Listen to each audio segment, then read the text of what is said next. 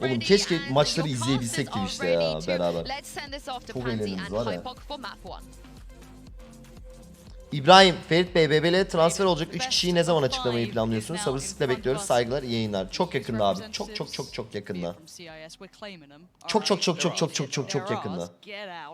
Ergonomik 42 aydır tier 3 subscribe. Cansın gencayım, eyvallah. Halil Şortu giymişsin. Hadi bakalım. Büyük final başladı.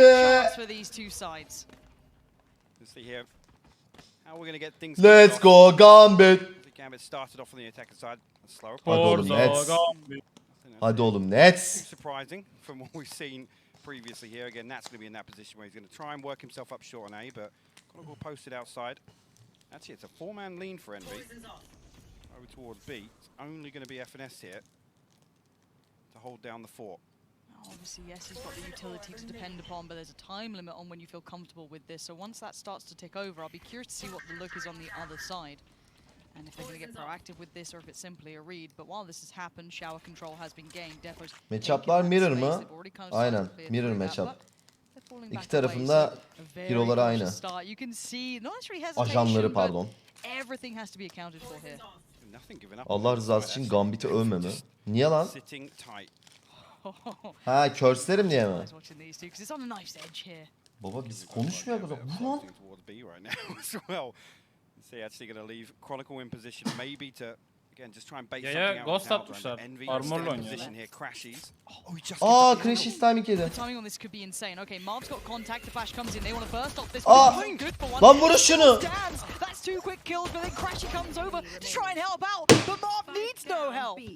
Nasıl ya? 4 vurdu oğlum adama. Kanka 18 canla bir de gitti elemanı vurdu ya. Harbiden ya. Orada yaşaması imkansızdı. Hiç de demiyor ki orada zıplayarak çıkayım ona. Nothing given away at all, and as Crash is backed up, this first one completely blind by the way of the depot. So well done here. Again, the spacing just slightly off, and Chronicle already noted it with that owl drone on short, just trying to bait a little presence, keep Envy guessing.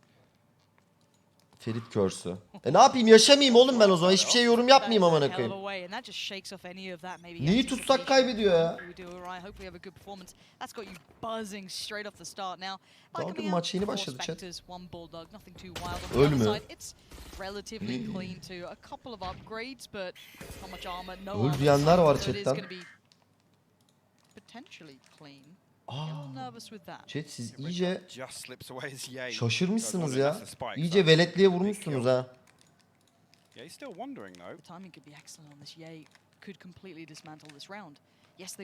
chat'i bir sub moda alın bakayım.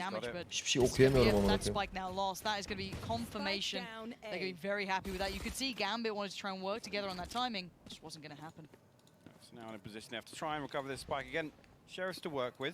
Öleyim ha. Vay be. Vallahi o nefesim tutarım ölürüm ha. Another 4-piece on the round. Farm a few, get him up early, but some progress here towards the Blade Storm, at least on the side of Ye.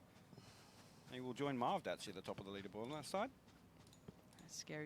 Az ses verir misin? Verdim. This is the thing, right? And again, watching how Envy have played, I think the biggest kind of sway factor here for Gambit is being able to slow things down. But if Envy can demonstrate actually that they're able to play at that pace, because always it's been fast and furious from Envy. İmkansız ki. So again, Regemen X 48. ayınkta olsun Regemen. Walking somewhere for starters. It's not something we often see, but this is the round here again. Whether or not they're going to try anything to make the most of these weapons with Gambit. Gol mü? Kind of force the issue now and press back. Offside hocam. Again. Hocam offside ver, bir şey ver. Vara gidelim ya. Oğlum gol yedik lan.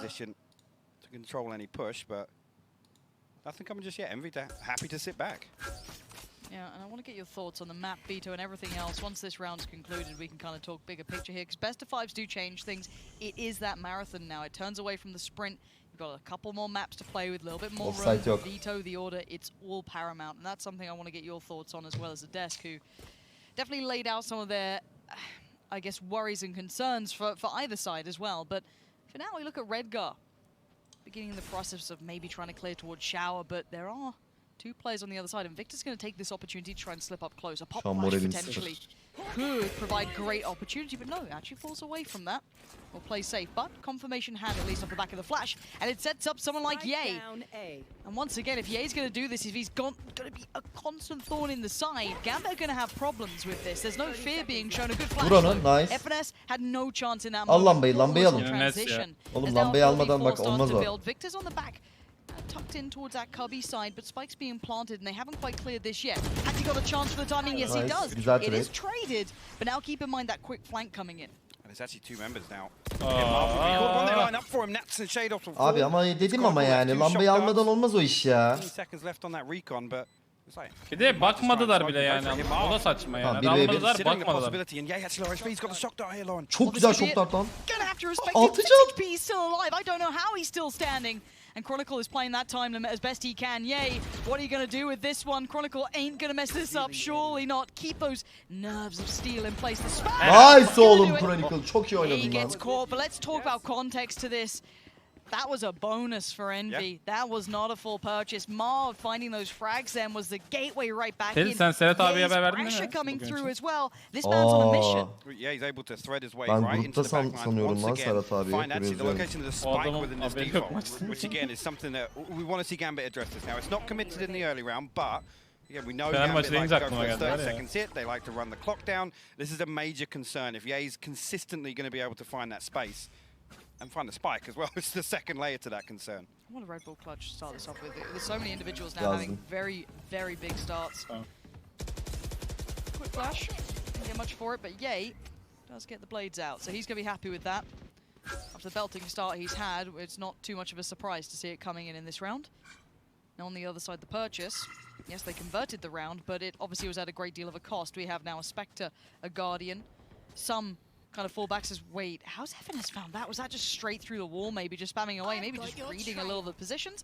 But Seekers popped out as well, so this could maybe spur on that piece towards B, or maybe just take that deeper territory so they could then lean towards and execute if they fancy it. But Ye's still here, and they have no idea that he's lingering around at this point. Someone else dealing with the Shados with a belter. That's again another step towards potentially leaning towards a site now. They've actually got it down to 4v4. Site yok bile.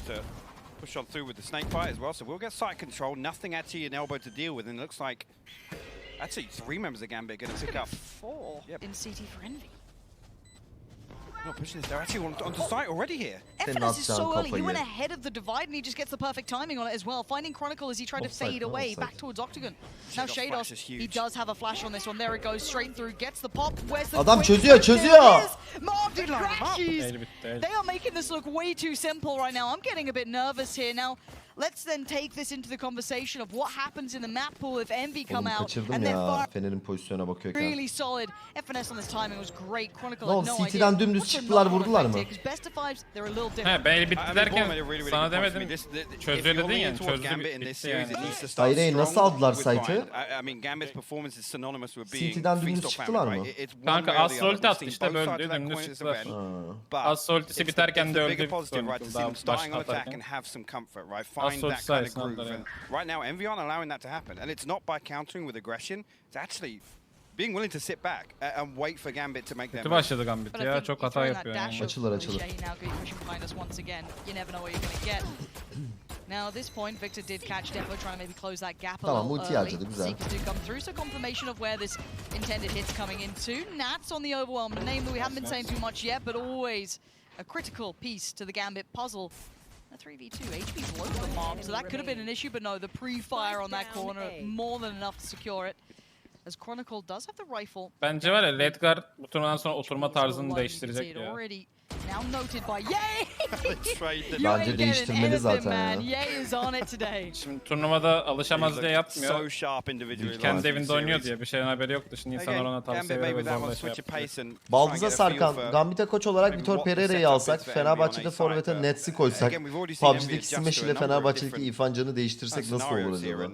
Again, just thinking back to if they're willing to give up B and play retake the way they did. Again, it's on the back of Marv's early progression towards the cosmic divide. So something that you can't Fırat Aydınus ne zaman necessarily rely on. emekli olacak? Ben seviyorum lan Fırat Factors Aydınus'u. like that, if they can leave Klas away adam. and potentially leave something for Gambit to walk into. Is this looking a little aggressive? Marv's put himself up towards the corner on this one. So again, we've seen that aggression down towards that B side. but it is going to be Nats now. I thought it was isolated, but comes down towards Victor like a guillotine. Just head now removed, but Marv's been pushed up here a little deeper. It looks like Nats is on red alert. He's like, that seemed really weird. Where's the second? There's the second. He finds it. Huge impact from Nats in this round. Just tame that early aggression. Tamam, kendi kendine verdi eli zaten. We'll pull Ye across from B site as well. Again, look at Gambit though. They're still sat in the same default from 35 seconds ago. Spike not committed. It's a mirror image of every other round so far. This is how Gambit want to play this map. They want to bait Envy into pushing. They want to build that paranoia, that suspense throughout the round, and hope for a slip up. There it is. The patience they show, yes, we constantly say Navi style, but I'm going to say maybe Gambit style here. I mean, Nats just got rewarded. Exactly. Nats just got rewarded perfectly for that patience, sitting back and waiting for that push-up. So at this point, why wouldn't you commit a little longer? Now, it is maybe going to be that next layer of do they still clear for FNS as diligently as they should? And we know they don't. The B's obviously open and ready for the taking. Gambit will still take their time. They will still run that utility. And they're just fine. I'd be a little bit more nervous if there was even a player nearby, but they're just fine on this here. Well, this is the comfort zone, right? It's 30 seconds. We've still got 5 alive. Cool, let's go to a site, right? More often than not, especially with what's gone on in this early round, at least with 2 members of Envy committed to that short push. 14 numara kimdi ya? Mert Hakan mı? Confident. This move here again. Chronicle actually still going to sit as the contingency here with the Hunter's Fury all the way outside. Nats actually going to pick up outside TP, but yeah, Finesse and Ye don't have any intentions of going for this. Whether or not Gambit will even give anything away to them. Again, 3 rounds. This will be 2. Gambit'in ekonomi sıkıntı ya ama. Build up at least another purchase within this economy. Gambit probably needed that. Yaklaşık 1,5 dakikadır aynı pozisyonda duruyor. We haven't seen them look shaken. I will say that. They're a team that seems to be able to always provide. They have the structure that seems to allow, even if moments go slightly astray, that they can depend on it still. They're still in a good spot. They're not the emotional springboard team that needs X and Y to pop off. Otherwise they're in the bin. I still think they're okay. Nets'in istatistiği gördün mü kanka? Spinops 13. ayın kutlu olsun. Çok teşekkür ederim. Çok sağ ol. Ne istatistiği? İlk 5'te falan direkt. Diğer herkes Jet oynuyor, Raze oynuyor şeyde. Bu çocuk bir tek Viper Cypher. 1.44 KDS falan vardı. Abi çok zeki oynuyor ya. Çok akıllıca oynuyor yani. Aim'i de çok iyi herifin. Hem enter alıyor hem lurk atıyor, her şey yapıyor ya. Bir de şey prizma phantom kullanıyor ya. Bir de nefes tutuyor abi. Onu kim demişti ya burada? O konuda konuşulmuştu böyle. One of Sean's favorite plays to see, but problem is here. Again, I'm already seeing Envy kind of demonstrate they can play both sides of it. Piero Lil Melis'e sablık eden için çok teşekkürler. Resorting to fast desperation hits, especially when they're trailing on the attack, and they can't actually get a grip on what's going on. That's when Gambit look the Shadows tam böyle well, the slowest, Çeçen aileleri vardır ya böyle Çeçen savaşçıları. Onlara benziyor ya mafya tipi. It's not often you see that. Again, actually looking back at the previous results, there's only really 2 or 3 times where Gambit have actually won out in terms of round count on the attack on Bind. We go back in. So timeout maybe just to collect their thoughts after that conversion, maybe trying to relate, okay, what have we actually garnered from these first 6 rounds? What can we now action off the back of this? We've been holding this default quite well. Yes, it's worked out okay if, you know, maybe Nats catches 2, but that's the first time we really saw Envy explore that A side as well, kind of push up a little deeper, not just through shower. So at this point, maybe just trying to Bind'de çok güçlü oluyor ya. Ben maybe a little bit of a switch up. So I want to see what they come back in with. What the approach may be is, he's got the op out. Zor ya oynamak değil mi Semih? Kanka bana zor gelmiyor ya. Son günlerde alıyorum sürekli. Yani aslında atıyorum belli yerlere. Saldırırken daha zor, savunmayken daha kolay, öyle diyeyim yani. Anladım. Savunmada belli yerlere atıyorsun, bekliyorsun ya. O zaman sıkıntı yok. Ama atakta böyle giderken yerlerini değiştiriyorsun ama biraz zor, evet. They're not sitting back on this Marv so clean on that check. They have read Nats. You highlighted. We know that push. So does Envy. Harbi nazar değdi. That's a prime example of doing your homework. Again, that Hunter's Fury sent through, caused a bit of chaos. Oh, Defo. Defo nearly caught it there. He's like, he didn't like that one.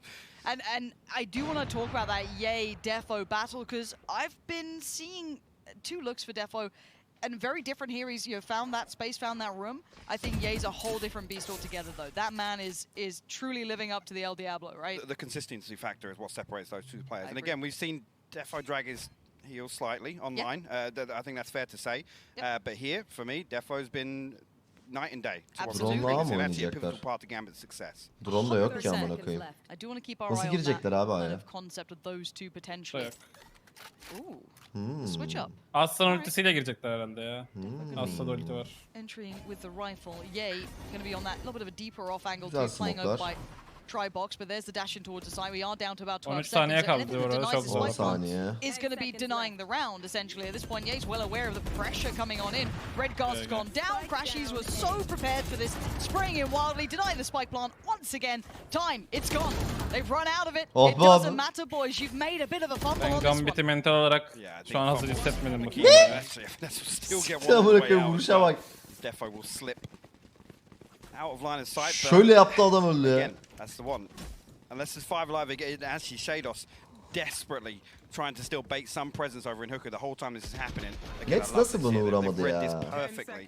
That's actually brilliant. We talk about that just before that round as well, but this is another kind of side to Gambit we talked about, especially on the attack. It's when you've not really found anything, you can't just default hit a site, right? And especially here, there's no Sage. The Cosmic Divide was actually available, but that default plant on A is so difficult with nothing.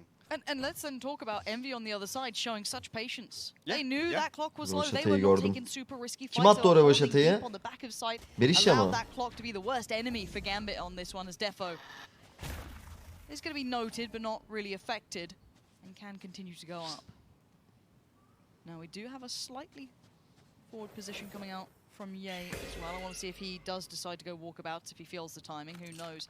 But the spike is still deep down towards the backside and mid. So this is just taking that territory. This time it's B long. We haven't seen them explore it in a minute or two, so this could be a different look here. Defo slow and methodical. And don't expect Envy to give away a peek in this scenario, Victor. Just in this, again, he just needs to hold this Emre'nin bunu angle. alması Make sure lazım bu nobody can roundda slip ya. out under deck. Nesin de because ultisi var. he got himself posted up right next to him. Bu arada çok Gambit are bekliyorlar actually ya. leaning this way as well. Evet. Yine 35 saniye Time, şuraya bak. man, it's 30 seconds again. Yani şey mi düşündüler acaba hani özel olarak Envious hazırlanıp Envious agresif oynuyor bekleyelim. Adamlar da açık. Yani bir round aldılar ya. Agresif belki o yüzden. Shadows'un peak'e bak ama. Ya bak. Yalandan vurdu. Abi vuruşları kes ya. Ay gitti bir de nefsi vurdu. And already there's problems. 8 seconds. Shadows loses the spike and loses his life. Crashies does well. 4 seconds on the plant. There, finesse. Kanka zaman yüzünden bildiğin roundları Evet veriyor. abi harbiden. You gotta watch again as another round slips through your fingertips. Envy don't care at that point. Take the frags. We got the round. Look at this. Envy are absolutely running them out of this server. Zaten Biraz B'yle daha. Envious kendisi attı The problem yani. is, Evet. right here, Şu an hiçbir yes, şey they still yapmıyor find the Gambit kill to win, düşününce. but the contingency is in place. Bak Envy şimdi run de down the Envious clock. şey They diyecek. put up one Ya ben Envious'un hurdle. koçu yerinde olsam veya oyuncu yerinde olsam şimdi agresif yapalım. Mantığı tutar yani tam roundu. Çünkü bu sefer hızlı oynayacak mecbur. Ve Gambit'in koçu bunu düşünüp yine beklemediler mi? Asiktir ve gene vermediler böyle. Again, this is a perfect example of adjusting to your opponent. And it's subtle though, isn't it? It's not. It's nothing special. It's nothing flashy. No, there's no flashiness to it, but it's just very well considered. And again, the calling, the preparation, all seems to be paying off so infoyu aldı. 3 kişinin infosunu aldı amına koyayım drone'la. This entire event, right? It's all been theatrics. Absolutely, and it's been gorgeous to watch. We've all been fans, of course. It's hard not to enjoy these boys. We even got dabbles of that in the first couple of rounds, but now they're getting that complementary kind of good mental approach, good tactical approach to it. And Gambit need to find something out of this. Now Shados with the op. And a couple of pistols. Shadows'ta niye AWP var lan? Önceki elden mi? This is the most rounds anyone's got versus Herhalde Gambit on kanka this şunu map alamaz in ya. recent performances. I think the Ben de next dikkat was etmedim 5 mesela. from Supermassive Blaze. So Envy already Evet hayatta kalmıştı exceeding o. expectations, and Gambit have got it all to do to fight back. Defo might find. This did give him one, but no damage done. Again, it's a double stack here. Marv sitting to the right side of this wall. Double Actually, they're both gonna swing through. Bir tane daha, bir tane daha, bir tane daha. As if he's the one to get it, but they don't account for Marv. Nice oğlum Shadows. Preparing that op looks good in Onun your trade'ini hands. alın ama. But Victor then fills that gap, and they're always in the right place. The rotations are on route Edgar as onu well. vuramaz. Victor's actually going to aggress on them. That's mad. Nice lan Edgar. Edgar will punish that Curse sort of dedim. behavior. As now we're down to crashes and yay. One rifle has come on through with Redgar and it's well placed once again. The double. Gördü. Görmüş olması lazım. Bence gördü. Crashes, he's feeling this. He's read this so well. That's one. Can he get it? No. Nice. Nice. Güzel eko aldılar. Down to the wire Sandı. again. Yetişemedi. Again, there's 10 seconds. They find the one kill that matters, which is the spike. Güzel. The big thing here to consider, again, a little bit more of a forward hold, right? On the Ben bu eli Shadows'a yazarım. So daring, again, call that what you want. Must be nice. Shadows finds Smoke'tan vurmuş lan. freebie on the way in there. Finds the Blind second, fair atmış enough. amına koyayım. At this point here, you think APC ben mi all olsam this has falan diyor şu happened an so içinde. deep and it's taken so long for them to come through showers. Actually, the rotation comes through. There's more bodies to deal with. So even if they trade 1 for 1, 2 for 2 on the way in, Envy is still in a position to prevent that. Let me tell you a story about Ye right now. What? This guy is something else. Marshall, Op, whatever it may be, he's still finding impact. Plays up towards that B long, and now look at him. Fena Switch things out. And maybe fill that gap with like maybe FNS coming on over. Defo had an operator, by the way. Saniye kaç sende kanka? Mental damage yedi şu an Defo. Scout öldü amına koyayım. 13, 12, 11. Towards shower as well. I don't know how much Marv just saw. He lent through a fair amount. I think he's cleared this. And now they're going to have the outro. This is exactly what they want. They're in good places to make damage out of this, but the rifles are still Ye's on the other side now. Abi o sayı. It's just the gun barrel. 2 now. Crossy can call it. There's going to be... Dart towards the back of the site, sees another cross, that's a tag. Nats though does find Victor, so again those rifles coming through, but Marv! Chronicle, you absolute savior of this side. The damage was starting to pour on through, FNS can't do much on this one, he used that rotate over towards that B site. And Gambit somewhat being saved in a very dangerous manner. Hadi oğlum 6-6 hadi. 2 el. To find and always keep awareness towards shower then was key, because you imagine if you just slid out there, denied the spike plant, you still had Ye on the site, they can pull and push between each other. And the thing is, every time the Gambit leans towards that, okay. Let's go. Yanda Fener maçını izliyorum da. Ona bazen bir tepki veriyorum. Pardon kusura bak. Abi ne bağırıyor korktum amına. Eagle Look. 44 aydır Mustafa abi. Ece Karadeniz. Eyvallah abi hoş geldin. Marigold 30 aydır. Hyper Action FPS. Kız arkadaşım aradı, patron iş çok dedi. Ha siktir oradan amına koyduğum Envy'nin maçı vardı.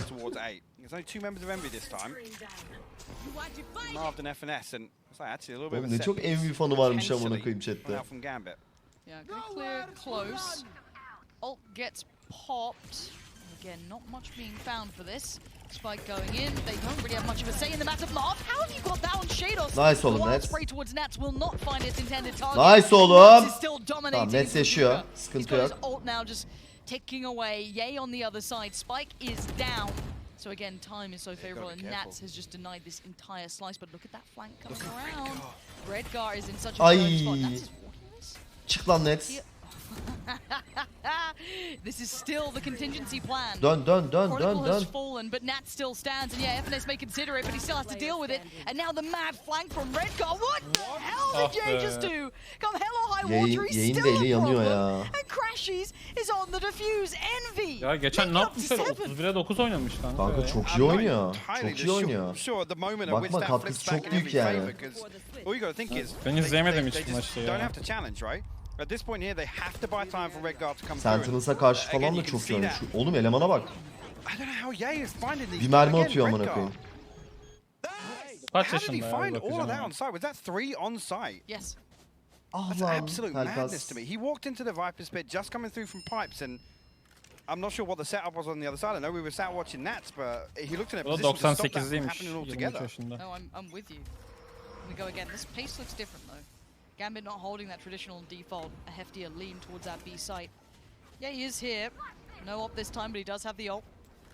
They're playing from site itself and one towards kind of elbow, just waiting to see if he comes in early. It's a double take as well. Defo's going to find Victor, but will he predict FNS? They've got to know he's lingering around, but Redgar finding Ye on the site is huge. Now yes, there'll be an answer, but it's Marv with 2, but it's all favorable trades towards Gambit. Again, the last round. Again, very, very fast round. It'll be 7-5 on the half. Like I said, Envy already outperforming recently versus other teams that Gambit have faced. We'll have to see what happens. Yeah, let's head down to the desk to see if they think this is enough. Has Envy posted enough rounds? Gambit have not been at this sort of deficit in a while. Guys, your thoughts? Great question. Great question, Pansy, there.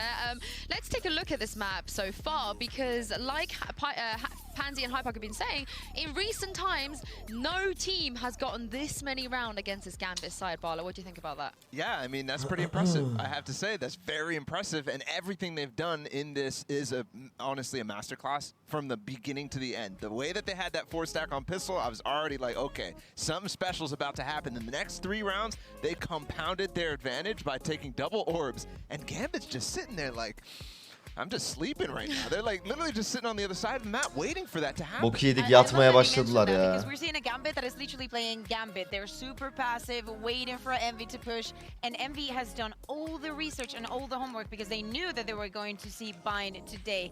We've seen them reading into every single one of their plays. They knew exactly, okay, if they're executing on time 30. Ferit, dün gece İstanbul'a düşen yıldırımlar. Okay, this is the play that we have to counter. Amazing.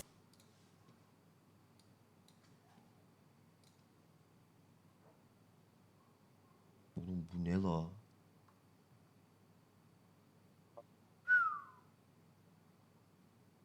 Gondor'un kapıları ya. Oy.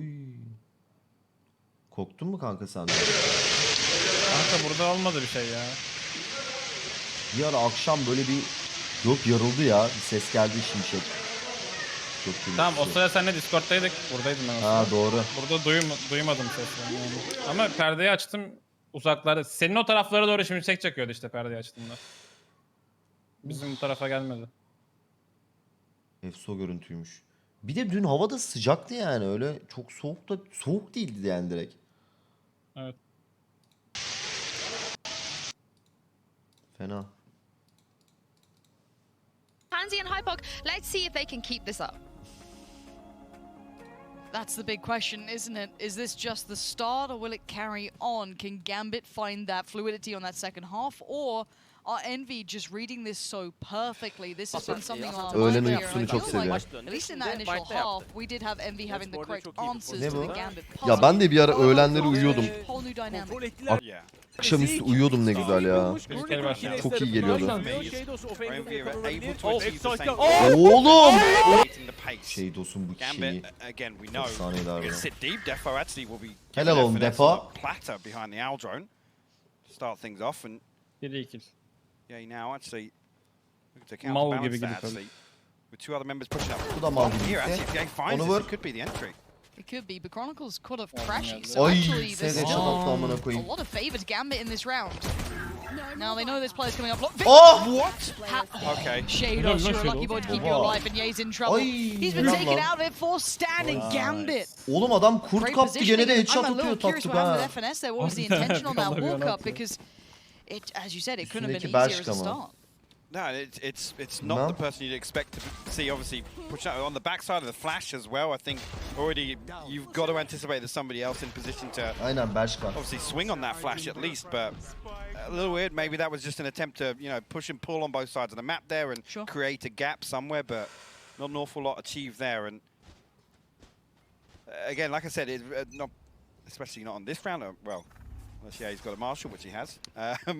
Always a possibility. So they're on the full buy, got it. But again, I'm looking for the same thing. Can Envy be the ones in control of the pace of this half? As Chronicle will open up on actually, so that's the marshal removed. Defo will be forced back from this. So shower control has been gained. The flash disregarded by Defo. Takes the fight towards FNS, and Chronicle is making sure he is always the anchor point here. And using that rifle just perfectly. A flawless prime gaming round for Gambit. And the score has been closed now. So that's the instant response. 7-7, game back on. Well, next question being, what can Envy achieve on their first buy round? Amına koyayım, golü yedik sandım var ya. Get a little proactive to try and pull this one through the gate as well. Again, actually, Adam ne koydu lan? cned Envy again set up in that default. Ferit abi abin kaç yaşında? 41 yaşında. Whether or not they learn anything from that, look at it. They've noted Shados, they've noted Defo. Şaşırdım o aradan bir tanesi. Any particular adjustments on the side of Gambit. Actually, say that. 80 will actually be oldu. here early round. The flash will confirm presence down by Fountain. Again, expect Defo and Chronicle to just play this pretty slow on A site. Nobody there from Envy to even contest showers. You can see how deep they're playing as well. Envy relying on something towards B long, but 3 members of Gambit that side. Yeah, I want to see what... Because FNS is on the other side to Def. I don't think Defo's going to push too much deeper on this, but depends on the amount of contact and pressure they get towards that B site. It's a weird angle. It's a weird one. It's a weird angle. Onun bir kili var orada. Defo ne? Spectre mu? The time across the map, this depot is holding. They are swinging slightly back towards A, but the Aa, spike niye saldı lan? particularly. Bir şey mi? Yanlışlıkla kendi arkadaşın okuna sıktı galiba. Olabilir var ya. Bir şey adam daha piklememişti. Chronicle and Defo will be the two here, but Ye's found success. Now that's going to maybe cause a couple of issues for Envy if they wanted to lean the other side. Chronicle pushes in, isolates Victor. The timing could not have been better to make it back to a 4v4, and Defo just slips himself towards the side, tries to be amongst them, and he is! FNS completely unawares as Chronicle now comes back. Envy are pinched in this one. Oh, nasıl oldum Defo lan? Defo! Ne güzel kullanıyorlar Spectre'ı ya. Right now. Ye and Crash is going to have to do some big work, and look, it is those two. Net. Yine timelamış bak. Bir şekilde timeliyor, lurkluyor ya. Harbiden hile gibi. Harbi hile gibi amına koyayım. Enjoy it. Nereden 5 geldi seconds lan? left and Crashies has to clutch out a 1v2 and he knows that chance is gone from him now. Having to accept the fate as Gambit will make it to 8. And Envy. Son böyle 4-5 şeydir tek tek ölüyorlar bir yere. Gidiyor tek tek ölüyorlar. Evet. Satıyorlar yani. Deniyorlar ya. Some of those shots as well were just unthinkable stuff. Again, Chronicle being in position at this point in the round to actually react on that orb being picked up is kind of crazy, but Defo making that Spectre look like an AR. Tamam, Serhat abi okey geliyor. And again, can we call that hesitancy on the side of Envy? Again, maybe anticipating the Gambit were going to be aggressive and try and fight for showers. Potentially, they were sat very, very deep outside. But no real push, and again, like you said, Gambit, they find their comfort zone. Oyuncular aynıysa aynı takımlar da yapabiliriz aslında. Bodies alive. Bakıyorum hemen. Aynı değil ama oyuncular ya. Orada yaparız. Swing long. We'll be giving it again, no aggressive peaks on the side of Gambit, other than this very, very deep angle held by Defo and Showers. And again, Envy going to try and at least send out a probe. And that's, yeah, he was spotted now. Definitely, but how do Envy approach this now again? Gambit not giving away any peaks, no possibility for an entry here. No, I guess they've taken the first step in, but there's still so much utility that Gambit can burn through. And, I mean, Envy, yeah, they're not being given many opportunities, so it looks like they're going to maybe eye up that A site instead. Defo does take a touch of damage, but not enough to really put him Sarkan, under Ferit too Lego much pressure. BBL'ye geri dönmeyecek mi artık? Hep yedek mi kalacak yoksa mental düzelttikten sonra mı geri mi dönecek? Towards Hookah, but the timing's everything. FNS is going to be caught absolutely in no man's land. Öncelikle There it is. yol geçen an değil. Ben He knows kafama there's göre more. canım isteyince Finding dönem Ye, deyip dönemem öyle and bir no şey. quick trade. Puts himself Şu in a an safe position. performansım yeterli değil yani. Öyle bir Dominating right now. talebim yok yani. There's no Ama way through to kendim the side. That's düzelirsem, his. iyi hissedersem ama ben çok iyiyim lan. Oynamak istemez. Takımın durumuna bağlı yani. Takım belki çok iyi gidiyor olacak yani. Chronicle and Defo just running rings around Envy as they try and creep up towards A site. Again, the counter piece is perfectly timed. Aferin oğlum Chronicle. So well played, and again, Envy, this is another round where they've tried to bait a little presence, they've tried to force out a rotation or to find some form of information, but this cycling of utility on B site, there's no sightlines. There's literally nothing for Envy to play distance from the Marshall. None of these sheriffs even become a factor. We're back on the buy. Envy fans, do not fear, there is still opportunity for them now. Opts out for Ye. A little bit of something for Crashies too. Coming in with the ult here if he needs it. Yeah, he's already found Chronicles. So that's a huge pickup, especially on that A site. We've seen how impactful Chronicles been. Defo is actually going to work Defo, ayık ol. Now, FNS has been here time and time again, but he's quicker on the trigger and he finds orada Defo. abicim. Hep aynı yer Now, yani. Orada hep oluyor orada. Everything, I guess, traditionally on that A site has now been unraveled, but Shados finds Marved in no man's land. Now, that's a little weird, but we're going to have the Seekers popped for that attacking side. Want to confirm where these problems are going to start coming from. And now they know there's two coming from this side. FNS now just puts down the utility, buys a bit of time. And then that slightly unknown element, not to the fullest extent, is Redgar working his way back in as well. And Crash is just going to play on bench here. Nice son Shadows. I absolutely love it, just waiting for that to hadi artık oyna ama Heaven'daki. Well, but Victor! Oynayacağım mı bugün amına koyayım ya? High pop flash too. Redgar's blind. The triple peak comes in. Redgar Envy neyi answer bekledi ki bu kadar? right back. Dismantling that A-hold defensive side. Two players quickly sırada picked up Sait'in falan perfectly girip kovalaması isolated. lazımdı bir şeyleri. FNS so quick then as well. FNS doing his best Nats impression. Oh yeah. The walk up, you can see him. You can see the cogs turning. Whether he's going to pick that poison orb up. That's just exactly that scenario. Nats being the only counter to Gambit's defense on A. Isn't that crazy? That little set piece works wonders for Envy. But Defo back on the operator now. Chronicle on fire. 21'e 9 A couple oynuyor of ults creeping through. Again, we saw Crashies being kind of that kind of last hope for Envy there if everything went wrong for him. Would have had the opportunity to rely on that Hunter's Fury, but again, just very slow. Envy are going to try and work a pick on the back of Showers potentially. And Ye will post up with the operator elsewhere. Again, Envy still actively pushing for these orbs. Well, majority of the time the Shower, but there's that ult. We're looking to see when that might come in. Crashies has been insanely good. Shados caught off. That's a big starting pick as well. Böyle giderse ekoyuz bir de ya. 10'a 9 olur. You can see this as well though with Defo posted on B along with the operator. You can see now Chronicle considering rotating here. Yalnız A gerilerse, Redgar çekerse, Sovulti'yi koyarsa diyorsun. Diyorum ama çok uzak Sova. Redgar neyi çekiyor? Onları çekiyorum. Astra. Onları çekiyorum.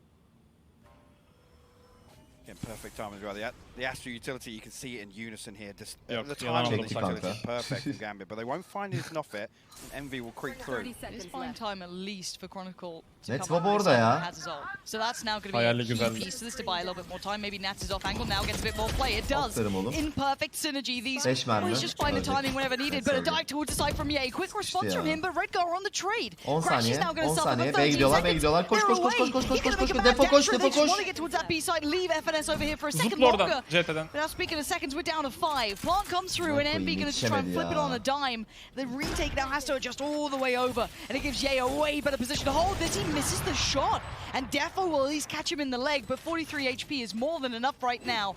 What do they have to work with in this post plant? Because Defo is closing right back on in. There's still one on the side. That's marked. Quick trade out. Oğlum It's down penaltı to a galiba lan. 2v2. Başakşehir Still penaltı out, but it's atacaklar. Defo finding FNS, but Ye. Oh, he's Helal got ulan sana Gambit.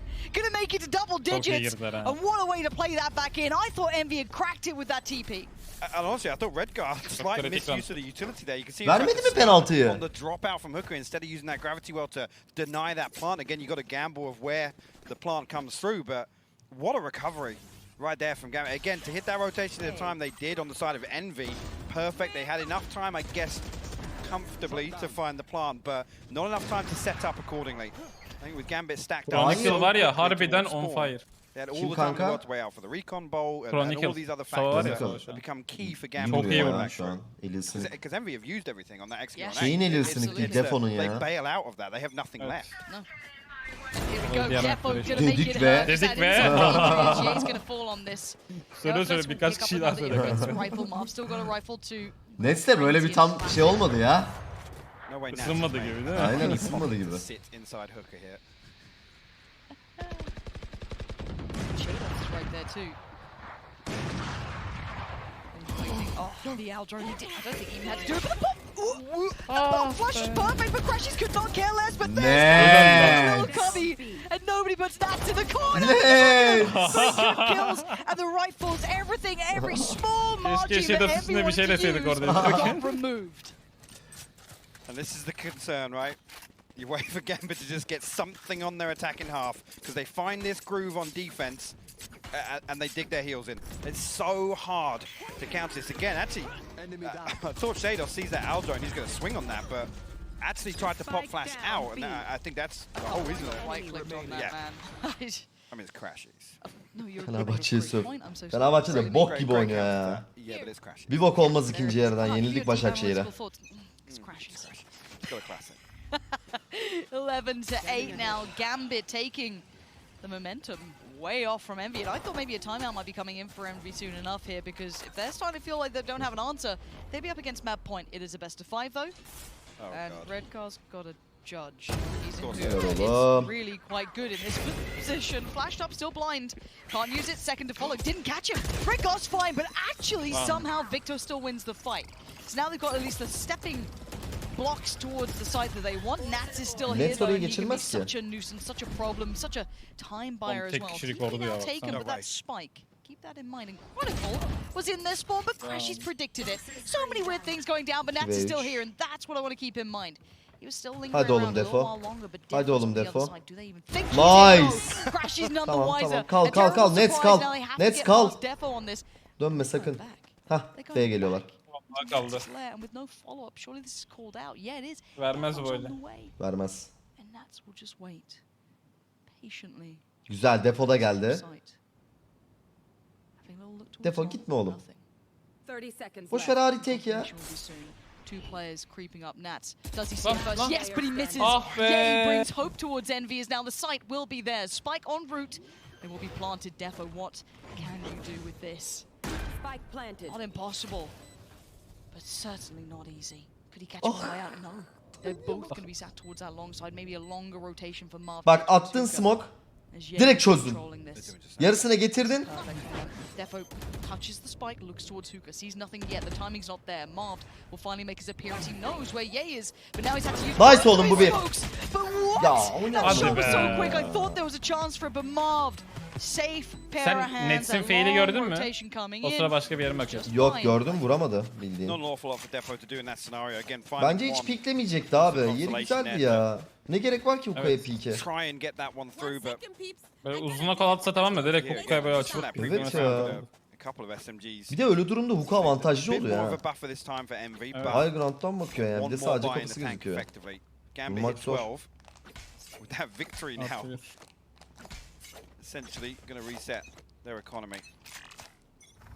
Kanka lütfen ölme sen kimse. Abi. Konuşmayayım harbiden ya. Kanka konuştun diye bu Ben kadar maçı yapma. izliyorum Fener. Maçını izliyorum. İlk yarı orada da.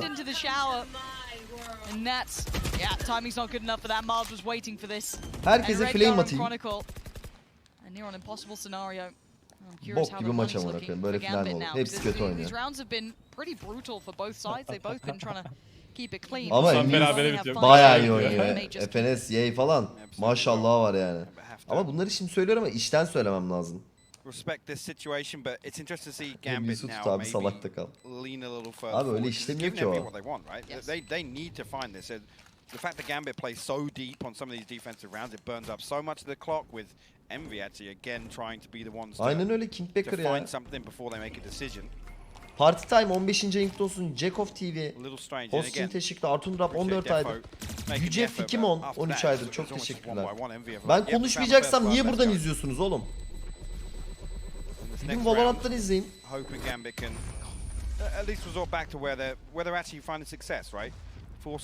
Abi tam olarak neyi kandırmaya çalışıyorsun? Kaderi. Sane. Sane. Bu da yeni miyim değil mi? Sosyal medyayı manipüle ediyoruz. Sane.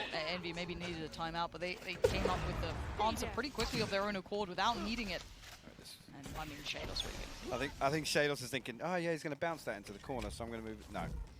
That's a zero bounce. Leroy Sane. 11 to 10. This best of 5 could be a long day. Get yourself situated for what would be an incredible matchup. Valencia'ya girer. Only map 1 here. Haven on the chopping block next. No clear front runner now. As Envy found what they needed. Create a little bit of an avenue. Create a little bit of opportunity. As Gambit for a while looked almost flawless. Crashies was, you know, not quite on par with someone like Chronicle, who had been absolutely dominant, which is something I was very surprised to say because Crashies has been absolutely god tier. Chronicle, what an upswing in performance from him. 3 players this time on that Aileen. Nat's back in his little cubby. Again, on the back of that owl drone, the flash through just to check if anything's outside B. Trailblazer should confirm. Envy Mala bağladı. Defo. Intended on coming. That's nereye bakacağını şaşırdı. That's the goal right now. Bak yapacak onu, yapacak onu. Oh my god, the timing. Öldü mü? Yine öldü neyse ki. Okay, Defo's still here, but he's living on borrowed time in this position because you can see that Envy have taken the space and they've taken the site. Spike is down and taking Crashies and Victor. Abi Nets'in şeyi vurması lazım. Marv'da. Lines, but this isn't going to be a clean fight. The timing's going to be everything. Maybe he can unlock it, but again, it's going to come down to the wire here. Şaşırırdım. Bak gene yaptı time'ını. Sanki hile mi var? Okuyor hile gibi ya. Kanka bu ne? Kanka bu ne? Oğlum adam 1 saat baktı oraya. Her bakmadığında yürüdü kanka. Yoksa hile mi lan harbiden? Oğlum gerçekten hile gibi oynuyor adam ya. Adam dönüyor, arkasını dönüyor. Hayır adam bakıyor çıkmıyor falan böyle duruyor duvarın kenarında. Perfect position to strike. Bu adam hep perfect position ama bakıyor. But Shados with the counter peek. He's sat in lamps that entire time. Bugün onun cross yapıp 1280 oynadım ya. And it's hard to keep that faith, right? You're putting so much faith in Nats having that perfect timing on it, and you don't want to go early. You don't want to mess it up. It's done. 12 to 10. Map 1 looking like it's sitting in Gambit's hands for now, but Envy, they brought it back from crazier deficits, but they've got the answers now to what Gambit are bringing. Some of these rounds have been off the back of some brilliance, be it Nats, be it Chronicle, be it Shados, be whomever it may be, Defo. Throw them all in there, but offline turnuva ne hilesi? Şaka yapıyorduk abi biz zaten. Flash will confirm at least a member of Envy on B long. Again, this utility used by Gambi on the defense is so beautiful to see. Flash on one side, Aldrone on the other. Hunter Fury actually going to get it invested here by Chronicle, but nothing found. But again, presence noted on both sides, so they know Envy is spread thin. And right now it's 2 players on B. So this is the correct read if they go for the Shados backside. Nats, I think, just on that cusp he is. Nice oğlum Nats. Bomba bomba bomba bomba. He's going to be coming in right now. The bailout trying to come through. Nats is just trying to stay alive. Be more of a problem. Be a nuisance. Jay still stands. But where is that spike going? Going back around towards long. They don't want to get past Nats, but Shados is still on the side. So there is some part of an avenue. TP taken for 2, now 3. Spikes on the way. Bombayı almışlar oğlum. Ya Nats bomba orada değil la. Bir bombaya bak. And Marv is selling this. He's selling it like a champ, and he can just punish any rotation. Yeah, one might slip through the net, but Marv, bullet to the back. But if anything, this is going to keep them here longer. Exactly. Now they know. Şu an diyorlar ki, la hani oradaydı Nets? Again, going to confirm exactly what they believe to be true. Everybody's stacked up towards spawn. No flank coming through from Gambit. They have to fight through fight. Aynen bazen yanılıyor. Ama böyle şeylerde yanılıyor değil mi? Wtcn'i alacaklar amına koyayım. That positioning, the timing on this one, he's trying to create a path forward. Ye turns the attention, but now he's got Heaven to worry about. He's got Victor by his side. Victor's got Defo, but there's still 3 players. A 3v3 now. Redgar through the box, and now 2. Victor's still alive, and so is Crashy. He's fighting with everything they have. Çöz lan, direkt çöz lan. Default'ta mı o? Çözer çözer çözer. Aldı. Kanka. Abi 0-0-1 lan. Çözmüştü. God. Çözdü sandım var ya, bitti was sandım. that round, Lauren?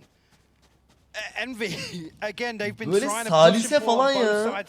That TP play behind the Oğlum keşke kafasını böyle döndürseydi ya. Vallahi ölmeyebilirdi ha. So the Gambit have no idea, but somehow it comes this close. Look at that. İlkini mislemiş bir de. But he got the second. Belki sırtını ne gol sarıdan ölmezdi ya. Evet. Well, if that's any indication of how this series is going to go. We got OT map 1. Do you need your voice for the next week? No. Fantastic, you're in the right place then. If this is map 1. I can't believe what we just watched, honestly. Kedi Çikavni 8. ayın kutlu olsun, çok teşekkürler. Timing on that, the TP usage with the wall. I have to say, quite genuinely as a fan of both regions of just good Valorant, I think this is the best final we could have had. PUBG ne oldu ya? And it's map 1. And it's map 1. Oh my god. I mean, how do you bounce back from that? Again, Gambit are so close to getting that. I mean, if Redgar has any other gun than the operator there, I think Gambit win that, honestly. Yeah, I'm pretty with you. It's so fun. And again, I think that's another scenario where Defo swapped out. They want Defo to be the spearhead. Güzel, iyi gidiyoruz ya. To be able to dash on, create a little space, everybody follows out. Galacticos 8. Again, it's just those tiny adjustments that teams make that it's make or break, right? That can ultimately be their demise.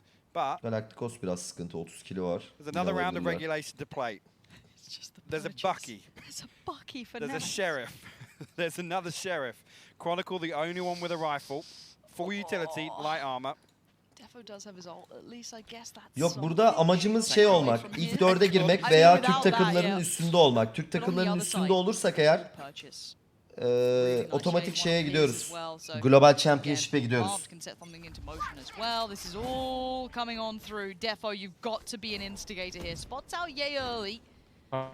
Hadi be. Ekonomiye bak. Bataklık kanka. Harbi bataklık ama. Gördü ya. Alacaklar ama eli izle.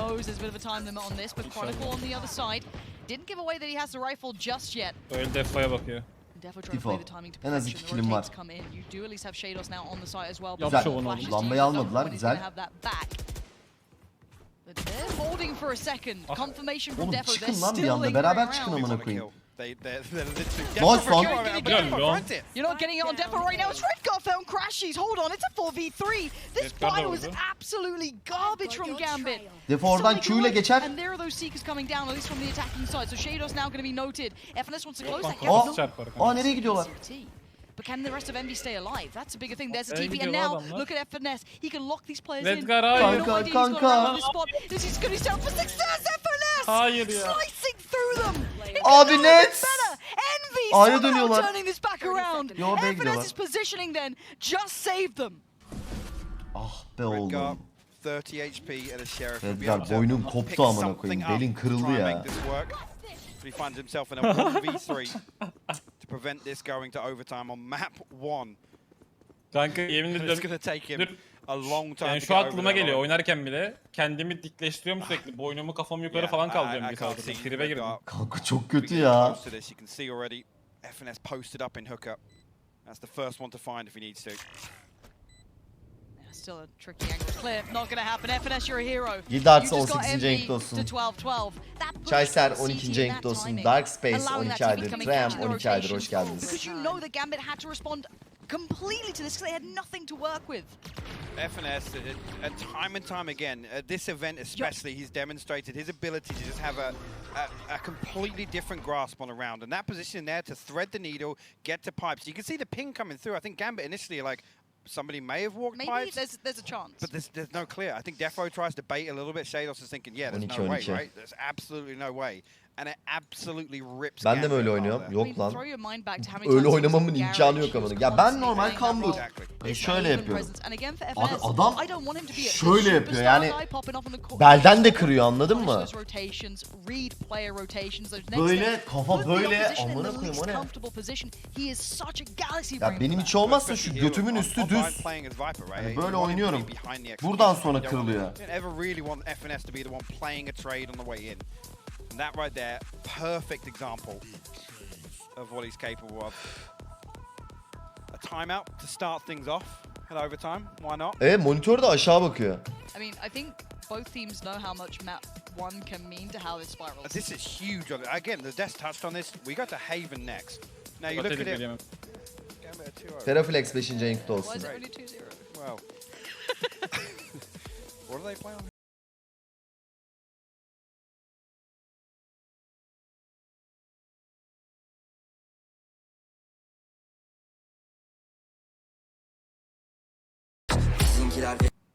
Ben neden radyant olamadığımızı anladım.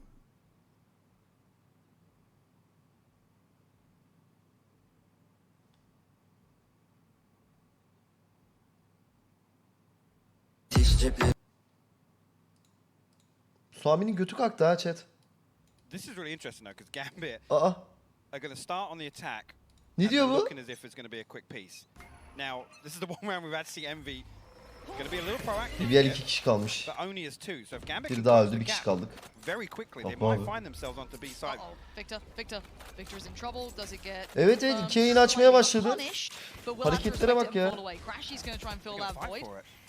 And you're right, they're still kind of posturing up for this. Crashes could have slipped back towards CT or sat deeper, but they have now 3-4 on the site. But Envy and Crash is just watching as one dash stop off, and it's Defo! Tam yayında nefesini tutuyor mu acaba? Nice oldun size lan! Gambit have just tamam, ata aldık. Defansı da alacağız. Bitiyor. Çok güzel, çok güzel. How on earth did we just see that? Telomelo 22. ayın kutlu olsun abi, eyvallah. Don't understand. Am I asleep? Was there a scoreboard switch or something here? But again, the perfect thing to pull in overtime, right? Envy are anticipating that slow pace, that methodical, again, especially when you get shut down in the way you were in that last, well, the last 2 rounds of regulation, actually. Even just Defo finding that pick towards back site. Exactly, they were already there. They had 4 players on site basically at that point. Like, that's insanely impressive, but it ain't done yet. This isn't just like, oh, but it's done. No. Envy's turn. Redgar opting for the judge. Okay. Is this the world we're living in? Okay. Alright. Nasıl bir can oğlum? Yakından Oğlum vurdu bir aslında. oğlum bir headshot attı, bir body attı. Nasıl bir can kalıyor?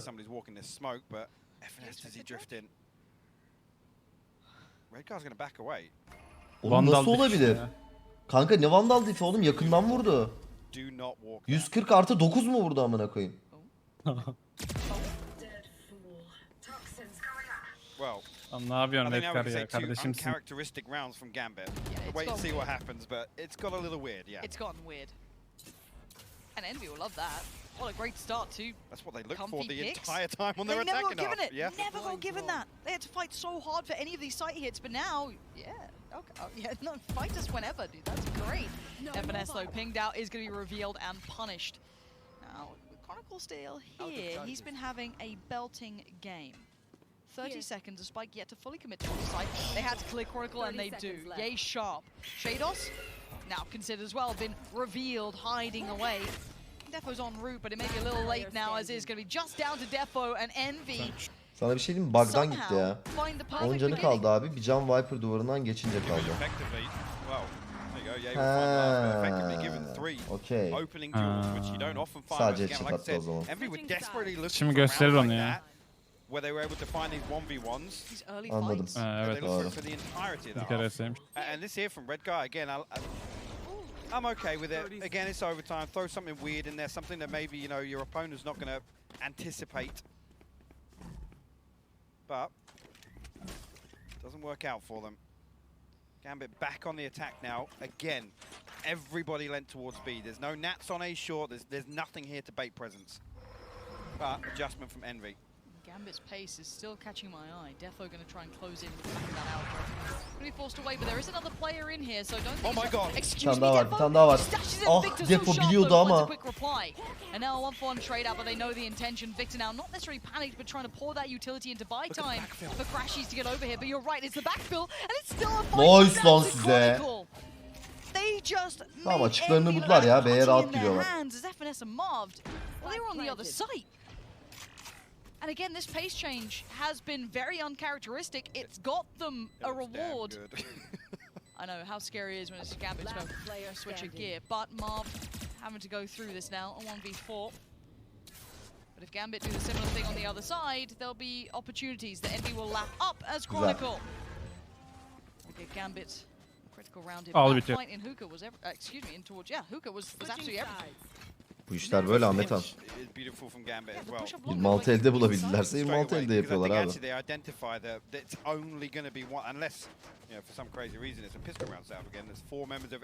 Bir maç uzatmaya gidiyorsa böyle dönüyorsun ya. Biraz daha hızlanıyor her şey. And that's actually the perfect example of where to lean away from the default, right? And how to actually make that very, very effective in the early round. If you can find that one person, you can run them down.